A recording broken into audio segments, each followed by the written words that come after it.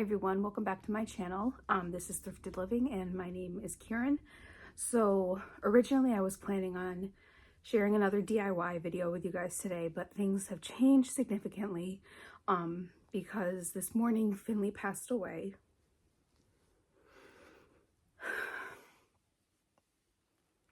So I just wanted to come on here and just talk a little bit about what happened and share some memories and share some pictures and things like that. So last week we found out that Finn was in kidney failure. We found out that he had a lot of cysts on his kidneys. He wasn't like, he had been acting like himself, and then all of a sudden he just stopped acting like himself. And he's done this in the past where his eating patterns change, and you know, usually he just bounces back from it. At times he's had like an infection that he's needed medication for and he bounces back from it. But this time, like, his eating patterns changed significantly and quickly. So we brought him into the vet, and the vet did an ultrasound, found that he had these cysts on his kidneys. They took some blood work, and they found that his like kidney related levels were really not at good levels, really high. And so they called us on Thursday, and they said, you know, there are a couple treatment options we can try. And so we went with this one option that was like a special diet and a certain medication and all of this stuff. But he just went downhill really fast over the weekend. He was just really sick. And then when we brought him to the vet today, we had to carry him in, you know, and he was just so weak. Like, it went so fast. And so yeah, I just wanted to let you guys know because he, you know, he's been a big part of my life, or a big part of our life since pretty much since I started my YouTube channel. I think maybe we got him maybe 6 months after I started my YouTube channel, so around like 2015, 2016. I do have a couple videos that are really sweet. I think 2 videos. One of them is when we adopted him, and so I'll make sure to link that above. It was a very sweet video of just the process and how nervous we were and everything, because he was our first dog as a couple. But to share a little bit about Finn's story, just in case you're curious, Finn was found as a stray with another dog. It was him and a female dog, and so when he got to the shelter, they named them Romeo and Juliet.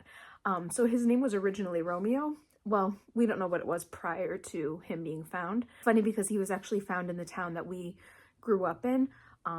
Sean grew up there his entire life, and my family moved there. I moved there around when I was like 10 or so. He was found and brought to the shelter, and they had to wait like a 72-hour period to see if anybody claimed him.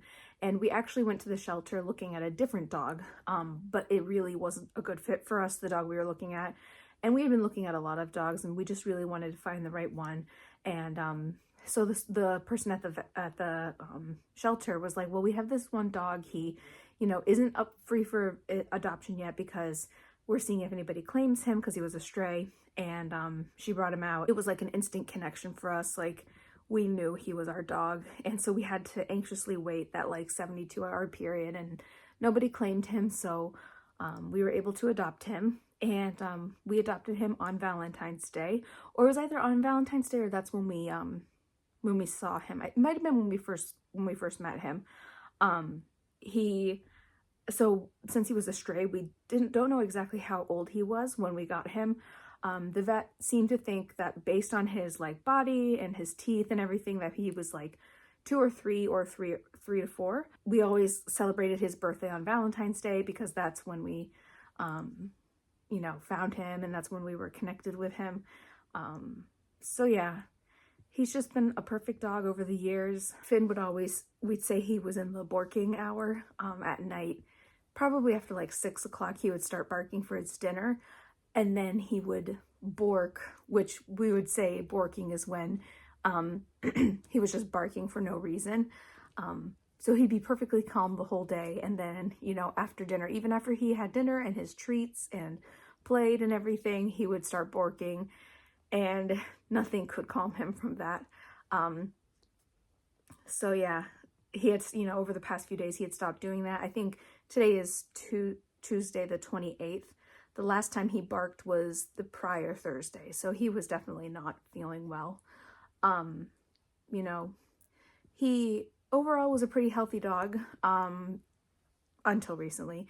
He did have a murmur, which is kind of funny because we found out about his murmur, and then like a couple months later we found out about my murmur, so heart murmur. So he was always just really funny and really sweet, and he did not like to be covered up in blankets. He did not like to snuggle under blankets. He was a dog that was always on top of the blankets. We would always, you know, he would be even on the couch, he would just get too hot and then all of a sudden jump down and sprawl out on the floor. He had a pretty thick fur coat, so that's probably a lot to do with it. He went through like a chewing phase, maybe when he was like 6 or 7. And again, we're just like guessing how old he was, where like in the middle of the night we would hear like this chewing sound and he'd be chewing on a book. That happened a few times, and unfortunately they were some of Sean's books that he really loved, and but it was fine. Finley would also love to curl up in between us in bed. He would love to, like, once we would put him in the bed, he would slide right up next to me. Sometimes he would be sleeping on me. A lot of the time he would be sleeping on me. You know, that hasn't happened in a while because Sean and I have been sleeping downstairs since my mom passed away in January because of this child. Yeah, I'm talking about you. We're just still trying to figure out the sleeping situation with her. We were really concerned about having her and Finn in the same bed, but also aside from that, like, she's up and down all night, and our bed is pretty high, and we don't want her to try to jump off. So you know, and then with everything with Finn, and we just were like, let's just sleep downstairs until we figure it out. We're not going to do it tonight, but I think we're going to really try to sleep train her to sleep in the kitchen. We've tried that a few times, and then she wakes up crying, and I can't handle the cry because it's so sad. And so I come down and I end up sleeping with her. So yeah, I'm trying to think of some other funny stuff that Finn would do. Finley did not like to wear clothing. We would put some sweaters and stuff on him. He did not like it. He would like literally stand there and freeze if we tried to get him to move when he had a sweater on.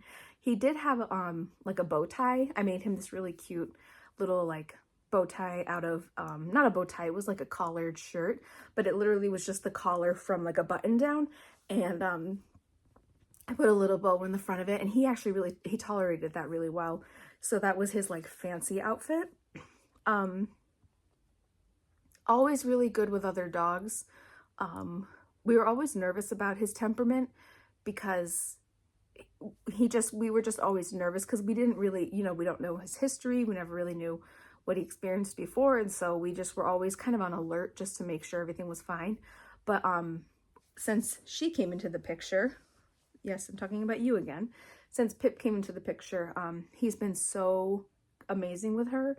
She's been aggressive with him, and which is unfortunate because I think they would have gotten along really well. But you know, she would kind of lunge at him and he would just walk away from her. He did not bite her, did not even try to, nothing. So yeah, so he's, you know, always been fun and playful. He loved to run in the snow, especially like soft, fresh snow. We always called it like bunny hopping. Like that's what he would do. When he was really excited about something, his ears, which would always stand up like this, would get like really close together, and we would call them bunny ears. But yeah, he just declined so fast. Like, it was, I had him at the vet on Wednesday, I think, last week. He was, you know, shaking and scared like he normally is at the vet, panting like he normally does, and then they gave us medicine and everything, and then just progressively over the weekend, it just got worse and worse and worse, until like he couldn't hold himself up. So it really, really stinks. And we're gonna miss him a lot.